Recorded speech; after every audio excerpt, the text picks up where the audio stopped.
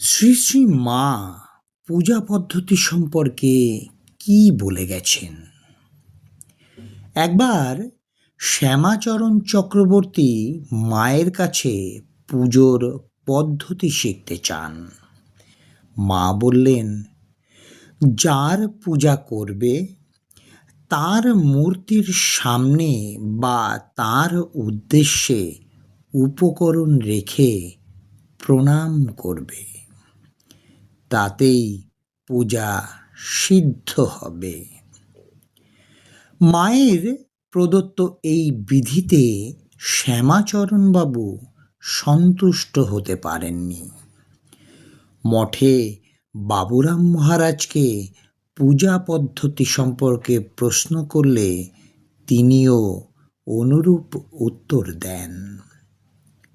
এক ভক্ত ঠাকুরকে ভোগ নিবেদন করা সম্পর্কে মাকে বললেন যে তিনি পূজা পদ্ধতি মতে ভোগ নিবেদন করার কোনো মন্ত্র জানেন না।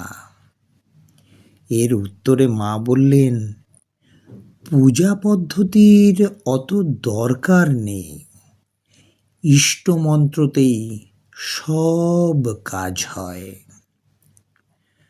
মাকে একজন প্রশ্ন করেন যে শাস্ত্রে তো কত কথা বলে, এ বলছে এই, ও বলছে ওই, কার কথা নেব মা?